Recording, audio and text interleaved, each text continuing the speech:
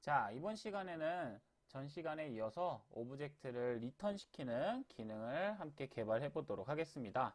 앞에서 말씀드렸던 것처럼 오브젝트의 충돌을 이용해서 리턴시키는 기능을 만들어 보도록 할 거예요. 자, 이 오브젝트 리턴의 업데이트 함수는 크게 필요가 없어서 지우도록 할 거고요. 충돌 처리를 얘기했기 때문에 충돌을 검사하는 함수를 불러올 건데 vrand와는 다르게 실제 물리충돌 onCollision enter라는 물리충돌이 일어났을 때 호출이 되는 함수를 사용하도록 할 거예요. 이 오브젝트 같은 경우에는 리지드 바디를 가지고 있고 컬라이더를 가지고 있으면서 실제로 다른 오브젝트들과 충돌이 일어나게 됩니다. 그래서 실제 충돌이 일어났을 때 비교할 수 있도록 onCollision enter라는 함수를 이용하시면 됩니다. 자, 그래서 이 함수는 오브젝트가 충돌이 일어났을 때 라고 생각을 하시면 되고요. 자, 여기서는 어떤 역할을 할 거냐? 똑같이 태그를 비교할 거예요. 충돌이 일어난 오브젝트가 누군지 그 오브젝트의 태그를 비교할 건데 우리는 현재 사용하고 있는 태그들이 몇 가지 있습니다. 그래서 interactable이라는 태그를 이용해서 실제로 이 컨트롤러가 상호작용할 수 있는 객체인지를 비교했었는데 그 외에 또 다른 태그를 하나 추가하려고 해요. 자, 우선 추가하려는 태그는 origin이라는 태그를 사용해서 이 bcube라는 오브젝트가 이 처음에 큐브들이 위치하는 초기 위치예요. 그래서 이 위치에 origin이라는 태그를 하나 추가하도록 할 거고요. 태그 추가하는 방법은 앞에서도 설명드렸지만 오브젝트 선택에서 태그 누르고 오리진을 추가하시면 됩니다. 저는 먼저 오리진이라는 태그를 추가를 해놨는데 여기에서 오리진 해서 태그를 하나 추가해 주시면 됩니다. 그리고 추가를 하셨으면 bcube를 선택해서 오리진이라는 태그를 하나 설정을 해주시면 좋을 것 같아요. 자, 그리고 나서 여기에서 태그를 비교할 거예요. 자, 우선 collision이라는 이 collision 변수가 어떤 태그를 가지고 있는지 비교를 하도록 할 거예요. compare 태그를 이용해서 해당 태그가 오리진이 맞는지를 비교를 할 거고요. 자, 그리고 이 큐브끼리 서로 부딪혔을 경우에도 당연히 원위치로 돌아가면 안 되겠죠. 큐브랑 부딪혔을 때 큐브가 큐브 위에 이렇게 올라갈 수도 있겠지만 우리가 던졌을 때 힘을 받아서 굴러갈 거예요. 그래서 큐브가 큐브 위에 올라가는 것보다 부딪혀서 다시 바닥에 떨어지는 경우가 많이 있을 거기 때문에 마찬가지로 collision의 태그가 interactable이 맞는지 확인을 할 건데, 자, 이렇게 두면은 이 부딪힌 큐브 오브젝트가 부딪힌 다른 오브젝트가 오리진이거나 인터랙터블일 경우에 라고 되게 돼요. 이 조건문 자체가 오리진이나 인터랙터블일 때로 되는데 저희가 지금 필요한 거는 오리진이거나 인터랙터블이 아닐 때 기능을 좀 쓰려고 해요. 물론 어떻게 쓰냐에 따라 당연히 다르겠지만 여기에 리턴을 그대로 두고 아래에서 기능을 써도 되겠지만 이번엔 반대로 한번 해볼게요. 자, 앞에 느낌표를 줘서 반전을 줘서 컬리전 게임 오브젝트가 부딪힌 게 오리진이 아니고 인터랙터블도 아닐 때로 설정을 하면 여기에 여러분들이 기능을 써서 넣어주시면 되겠죠. 자, 그럼 이 안에 어떤 기능을 쓸 거냐? 자, 오브젝트를 리턴하는 함수를 호출할 거예요. 자, 여기에서 오브젝트 리턴하는 기능을 바로 사용할 수도 있는데 우리가 몇 초 뒤에 조금 웨이 타임을 가지기로 했었죠. 그래서 웨이 타임 이후에 함수를 호출할 수 있도록 만들 거고요. 이 웨이 타임을 이용해서 시간을 비교해서 2초가 지난 뒤에 호출이 되는 함수를 만들 건데 업데이트 문에서 타임점타임을 이용하거나 혹은 델타 타임을 이용해서 시간을 비교해서도 만들 수는 있겠지만 그거보다 좀 더 효율적으로 코루틴을 사용하는 방법을 안내하도록 할게요. 자, 코루틴 변수를 하나 만들어서 마이 코루틴으로 하나 만들도록 할게요. 자, 코루틴을 저장하는 변수 하나 만들고 코루틴 같은 경우에는 여러분들도 많이 쓰고 있을 거예요. 유니티를 개발하다 보면 뭔가 뭐 시간을 제약하거나 따로 업데이트 함수 이외에 스레드 함수가 필요할 때 코루틴 함수를 많이 사용하고 있는데 마찬가지로 저도 시간을 조금 제어하고 싶어서 코루틴 함수를 써보도록 할 거예요. 자, 이 아래에 오브젝트를 리턴하는 코루틴 함수를 하나 만들도록 하겠습니다. 네, 이 iEnumerator라는 리턴 오브젝트 함수를 하나 만들 거고요. 코루틴 함수이기 때문에 리턴되는 값이 꼭 필요합니다. 그래서 yield 리턴을 써줘야 되고요. 자, 여기에 우리가 wait time만큼 기다렸다가 나머지 기능이 실행될 수 있도록 만들어주는 그 기능이 있습니다. 자, yield return new wait for second wait time. 이거 상당히 코루틴에서 유용하게 쓰고 있죠. 그래서 wait time 시간만큼 지난 후에 이 시간만큼 지난 후에 아래에 있는 명령문이 실행이 되는데 말 그대로 이 명령문을 통해서 2초 동안 이 공간에서 멈추게 되는 거예요. 이 스레드 함수가 멈추게 되는 건데 스레드 함수이기 때문에 전체가 멈추는 게 아니라 이 코루틴 함수가 따로 독립적으로 운행이 되다가 잠깐 멈추는 거예요. 자, 그리고 나서 이제 오브젝트를 리턴하는 기능을 여기에 써놓으면 되겠죠. 뭐 오브젝트 우선은 리지드 바디에 벨로시티를 좀 초기화 시킬게요.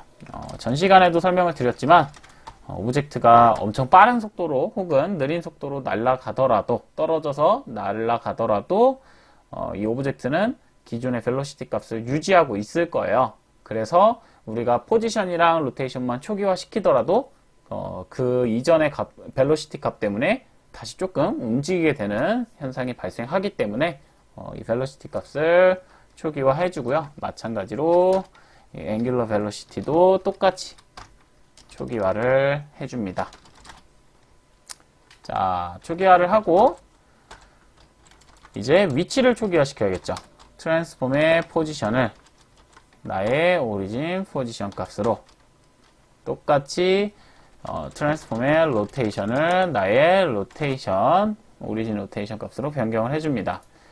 자, 이렇게 만들어두면 오브젝트를 리턴하는 간단한 기능이 완성이 됐는데 자, 추가로 이 리턴 함수를 호출하면서 필요한 내용들을 써볼 거예요. 어떤 내용이냐면 제가 위에 코루틴 변수를 따로 선언을 했어요. 물론 코루틴 변수를 선언하지 않더라도 우리가 이 코루틴 함수를 호출할 때 그냥 스타트 코루틴을 이용해서 아래에 있는 리턴 오브젝트 함수를 호출할 수 있어요. 그러면 그냥 이 함수가 호출될 때 바로 이 코루틴을 호출하는 형태로 사용이 되는데 여기서 조금 문제가 발생할 수 있어요. 어떤 문제냐? 스타트 코루틴을 이용해서 리턴 오브젝트를 그대로 호출을 했는데 충돌이 한번 일어나고 나서 떨어지고 나서 또다시 충돌이 일어날 수 있어요. 어떤 얘기냐? 큐브가 벨로시티를 가지고 날아갈 거예요. 날아가면서 바닥에 충돌을 할 건데 계속해서 이 벨로시티 때문에 회전하고 돌아가겠죠. 그러다 보면 뭐 다른 오브젝트들이랑도 충돌할 수 있고 또 원래의 위치에 있는 그 바닥면이랑도 두 번 충돌이 일어날 수 있기 때문에 그렇게 되면 코루틴이 계속해서 호출이 될 거예요.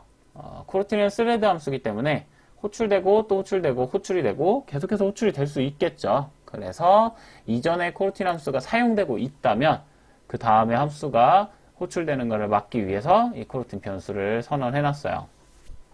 자, 그럼 그 내용을 한번 작성해 보도록 할게요. my 코루틴이라는 변수에 start 코루틴 return 오브젝트를 넣어 줄 거고 위에 조건문을 하나 둘 거예요. 어떤 조건문이냐? 코루틴이 널 값일 때 my 코루틴이 널일 경우에만 해당 스타트 코루틴을 통해서 리턴 오브젝트를 호출하도록 만들고요.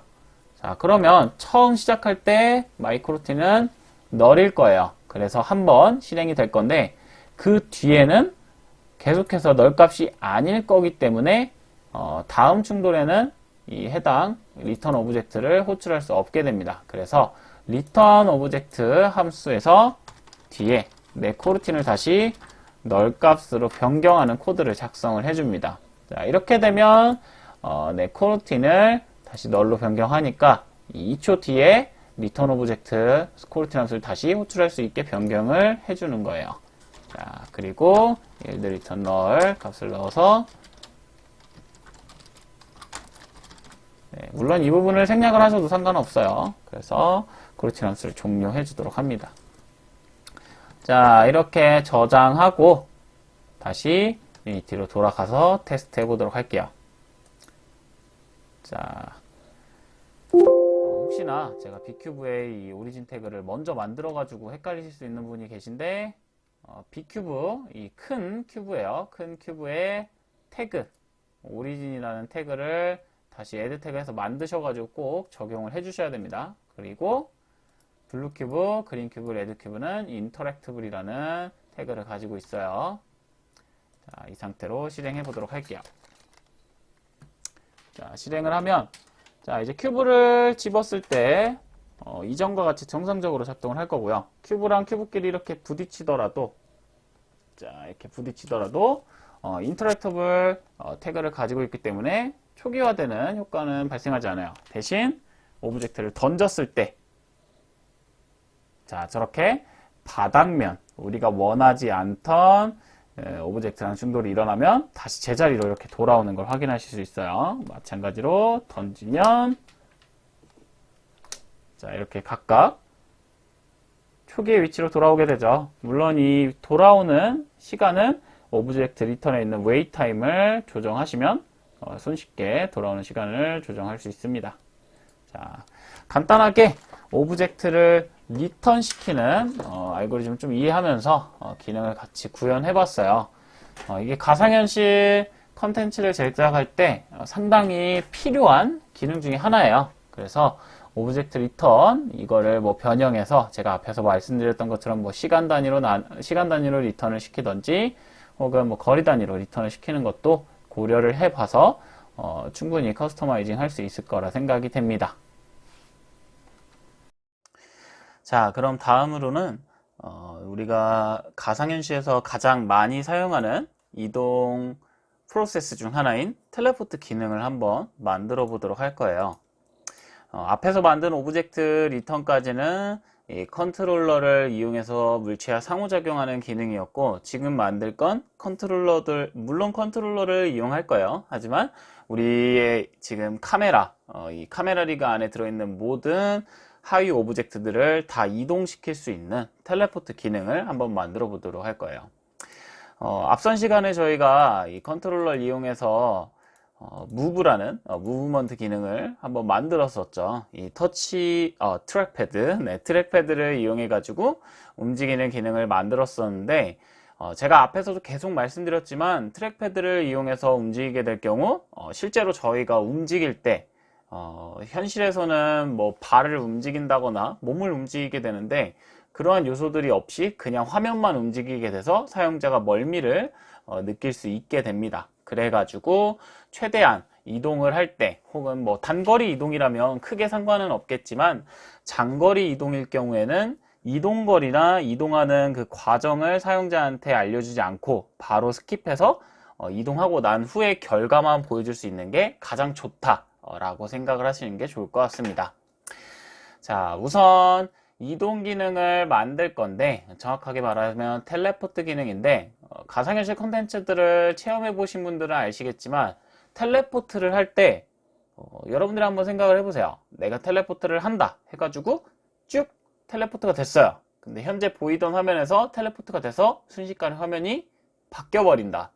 이것도 생각을 해보면 조금 멀미가 날 것 같긴 해요. 그래서 가상현실 콘텐츠들은 대부분이 텔레포트를 할 때 현재 화면에서 다른 화면으로 움직이기 전의 과정을 스킵하면서 일정 기간의 듀레이션을 가집니다. 그러니까 지연 시간을 갖게 되죠. 그리고 화면을 암전시켜서 사용자한테 갑작스럽게 화면이 바뀜으로써 생기는 그런 부담감을 줄여주게 되죠.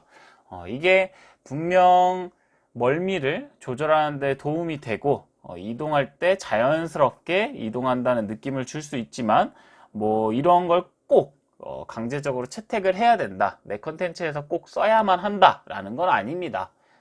대부분의 가상현실 컨텐츠들이 이 기능을 사용을 하고 있지만 사용 안 하는 게임이나 컨텐츠들도 얼마든지 있기 때문에 참고는 하시되 뭐 강제적은 아니다 라고 생각하시면 좋을 것 같아요. 자, 아무튼 이런 암전이 됐다 다시 화면이 밝아지는 이런 기능을 뭐 영화나 이런 뭐 엔진에서 영상을 제작할 때 많이 쓰는 단어 중에 하나가 뭐 fade in, fade out, 화면을 트랜지션 한다고 하죠. 전환시킨다고 하는데 이거를 우리가 가상현실에서 똑같이 만들어 볼 건데, 물론 이제 쉐이더나 혹은 3D 모델, 매테리얼을 이용해서도 제작을 할 수 있지만 스팀VR 플러그인에서는 이걸 보다 간단하게 만들 수 있게 이미 클래스가 제공을 해주고 있습니다. 그 클래스의 기능을 이용해서 제작을 해보도록 할게요.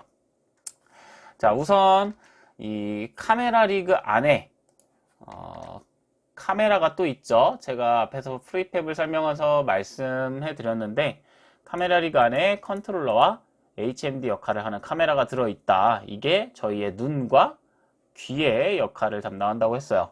자, 여기에 Add 컴포넌트를 눌러서 SteamVR Fade, 다시 SteamVR Fade라는 클래스를 추가해 줍니다. 자, SteamVR Fade, 이름이 Fade만 들어도 Fade in, Fade out 할 수 있다 라고 연상하시면 좋을 것 같고요. 이 클래스는 뭐 여러분들이 크게 관여하지 않으셔도 되는데, 안에 있는 내용도 스타트 컬러, 그러니까 이 Fade in, Fade out, Fade in, Fade out을 이용하게 해주는 게 결국에는 무언가의 색상을 바꾼다 라고 생각하시면 될 것 같아요. 그래서 대부분 우리가 색상 이용하는 건 매테리얼이나 뭐 이런 재질이겠구나 라고 생각을 하시면 되는데, 마찬가지로 색상을 새로 받아들여서 그 지연 시간 동안 페이드를 바꿔준다 라고 생각을 하시면 될 것 같아요. 이렇게 커런트 컬러, 타겟 컬러, 델타 컬러 이렇게 다 각각 컬러를 뜻하고 있죠. 우리는 여기 있는 클래스 기능을 이용해서 바꿔보도록 할 거예요. 자, 이렇게 해서 카메라에 SteamVR Fade 스크립트 컴포넌트를 추가해 주고요. 그 텔레포트를 할 때 많이들 보셨겠지만 이 컨트롤러를 이용해서 어딘가 가리켜서 텔레포트를 하게 되는데, 결국에는 이 컨트롤러가 가리키는 지점을 사용자한테 알려줘야 됩니다. 그래서 포인터가 되는 개체를 하나 만들어 보도록 할 거예요. 자, 마찬가지로 하이어라키에 스피어 오브젝트를 하나 추가로 만들어 줄게요. 자, 이 친구는 포지션을 우선 리셋 해주고, 크기가 좀 커요. 크기가 좀 많이 크죠. 그래서 크기를 좀 조그만하게 줄여주도록 할게요. 자, 이 정도. 보면 큐브가 이 정도 크기이기 때문에 포인터는 이 정도만 해도 충분하다라고 생각이 됩니다. 다시 위치는 000 바꿔주고, 자, 스피어 잠깐만 빼놓을게요. 색상도 좀 바꿔주려고 하니까 뭐 결국에는 스피어 위치를 000으로 하지 않아도 결국 이 스크립트를 이용해서 위치 값을 계속 갱신해 주긴 할 거라 어디에 두든 크게 상관없어요. 자, 여기에 매테리얼 하나 더 만들어서, 자, 매테리얼 하나 더 만들고 포인터라고 해줄게요. 자, 이 객체 이름도 똑같이 포인터로 바꿔줄 거예요. 스피어의 이름도 포인터로 변경을 해줍니다. 자, 그리고 나서 이 포인터 재질을 포인터 오브젝트에 넣어줘야겠죠. 매테리얼 교체해주고 색상을 뭐 여러분들이 원하시는 색상으로 바꿔주시면 돼요. 그래도 눈에 좀 띌 수 있는 색상이면 좋겠죠. 저는 노란색으로 바꾸고 그냥 렌더링 모드를 이렇게 기본으로 두면 조금 색상이 이상해요. 본인이 원하는 색상으로 바꾸시면 돼요. 저는 여기서 그냥 재질만 바꾸겠습니다. 요거를 더 이상해지는 것 같군요. 네, 완전히 다 없앨게요. 자, 이런 느낌으로 바꾸겠습니다. 요건 크게 중요하지 않아요. 자, 포인터를 추가했으면 그 다음에 이제 컨트롤러 여기에 우리가 원하는 스크립트를 넣을 건데, 자, VR 핸드에서는 그립 기능을 이용해서 뭔가 오브젝트와 상호작용하는 기능을 만들었어요. 근데 이 VR 핸드에 똑같이 만들어도 되긴 하는데, 이번엔 텔레포트 스크립트를 따로 만들 거예요. 그 원래 작업을 우리가 했었다면 이것도 VR 핸드라고 이름을 짓는 것보단 뭐 그랩 관련해서 뭐 그랩 인터랙션 뭐 이렇게 해가지고 상호작용하는 그런 잡는 기능이라고 따로 클래스를 만드시는 게 더 좋습니다. 그래서 여기에 추가로 레프트 라이트에 들어갈 뭐 텔레포팅 스크립트를 하나 만들 건데, 이번에는 여기서 한번 추가해 볼게요. 자, 컨트롤러 레프트 라이트 둘 다, 네, 이렇게 선택을 해 주시고, 네, 조금 꼬였네요. 레프트 라이트 둘 다 선택하고 애드 컴포넌트 눌러서 텔레포팅, 네, 이렇게 스크립트를 하나 추가해 주도록 하겠습니다. 이렇게 하면 생성이 되고 동시에 컨트롤러 두 개에도 스크립트가 추가가 됩니다. 네, 이렇게 추가가 됐죠? 그 다음 텔레포팅을 열어줍니다. 자, 마찬가지로 주석을 지어줄게요. 자, 기존에 우리가 만들었던 VR 핸드, 요거를 또 비슷하게 만들어 볼 거예요. 근데 항상 이 가상현실 컨텐츠 제작할 때 여러분들은 뭐 처음부터 만들 수는 있겠지만 결국에는 뭐 이미 만들어져 있는 플러그인을 사용하는 작업이 상당히 많을 거예요. 그래서 항상 어떤 플러그인을 쓸 때 내가 먼저 무엇을 해줘야 되냐, 요런 과정들을 항상 기억해 두시는 게 좋습니다. 우리는 스팀 VR 플러그인을 만들어서 스팀 VR 플러그인을 이용해서 가상현실 컨텐츠를 제작할 때 항상 기억해야 될 건 앞에 있는 valve.vr 네임스페이스를 불러와야 된다라고 말씀드렸죠. 자, 마찬가지로 valve.vr 네임스페이스를 불러옵니다. 자, 그리고 나서 텔레포트에 사용할 변수들을 이용할 건데, 먼저 우리가 앞에서 방금 만들었던 3D 오브젝트 포인터라는 오브젝트, 이걸 저장해둘 변수를 하나 만들 거예요. 자, 텔레포트 포인터가 될 오브젝트. 자, 포인터라는 오브젝트를 담는 변수를 하나 만들었는데, 이 오브젝트는 우리가 이 컨트롤러로 어딘가 비췄을 때, 어딘가 향했을 때 그 위치에 이 포인터가 나타나서 사용자가 내가 현재 어느 쪽으로 컨트롤러를 향하고 있구나, 저쪽으로 내가 이동을 할 수 있겠구나 라는 거를 보여주려고 합니다. 이거를 뭐 굳이 변수로 선언 안 하고 그냥 퍼블릭으로 선언 안 하고 찾을 수도 있겠지만, 이번에는 좀 더 편하게 찾을 수 있게 이렇게 선언해 볼게요. 자, 그리고 나서 필요한 나머지 변수들 선언할 건데, 앞에 VR 핸드와 마찬가지로 어떤 컨트롤러에 어떤 버튼을 눌러서 액션을 수행할 거냐, 이런 내용들을 쓸 거고요. 제가 컨트롤러에 이 스크립트를 넣었기 때문에 굳이 우리가 인풋 소스를 any로 하지 않고 각각의 SteamVR Behavior Force를 이용해서 어떤 컨트롤러의 인풋인지를 지정해 주도록 할 겁니다. 이것도 마찬가지로 public 맞죠? public SAB SteamVR 액션 불린. 이거 꿀팁이에요. 이거 각각 대문자 하나씩만 입력해 주시면 바로 나옵니다. 자, 텔레포트, 여기에 사용할 액션인데, 우리가 지금은 트리거로 해놨어요. 여기 있는 버튼을 트리거 버튼을 좀 쓰려고 하는데, 근데 뭐 트리거 버튼이 아니라 트랙패드로 텔레포트를 하는 경우가 상당히 많아요. 요즘 추세는 트리거보다는 트랙패드 같은 이런 패드의 앞면이나 왼쪽 뭐 이런 쪽을 이용해서 텔레포트를 하는 경우가 많기 때문에, 그래서 이건 그냥 기능명으로, 원래는 나중에 이제 여러분들이 실제 컨텐츠 개발할 때는 액션명으로 이 SteamVR 액션 불린이라는 변수를 선언해 주시는 게 가장 좋아요. 왜냐하면 결국에는 우리가 사용하는 게 액션이기 때문에 액션에 대한 이름을 매겨주는 게 좋고, 제가 앞에서 계속 버튼 이름이랑 똑같이 한 건 여러분들이 좀 더 빨리 친숙해질 수 있기를 기대하면서 썼는데, 이번에는 액션 이름으로 한번 써볼게요. 자, 텔레포트 기능과 버튼이죠. 버튼과 연결, 기능이라고 할게요. 텔레포트 기능과, 미안해요. 연결할 컨트롤러 버튼 액션. 자, 뒤에다 쓰면 이게 확실히 알아듣기 편하겠죠. 자, 그 다음은 어떤 컨트롤러의 인풋 소스인지 알아내야 되니까 SteamVR Behavior Pose. 네, 이것도 SBP 하시면 이렇게 나오죠. 되게 꿀팁입니다. My Pose라고 설정해 둘게요. 해당 컨트롤러의 동작 자세를 저장하는 변수. 자, 동작 자세라고 했지만 계속 말씀드렸지만 이 포즈가 결국 요하는 거는 어떤 인풋 소스인지 그거를 나타내고 있어요. 자, 그리고 나서 똑같이 transform, my transform. 자, 요거는 앞에서 우리가 VR 핸드에서 써봤기 때문에 어떤 느낌인지 아실 거예요. my transform 필요한 건 결국 이 컨트롤러의 위치 값을 어딘가에서 사용을 하겠다는 얘기겠죠.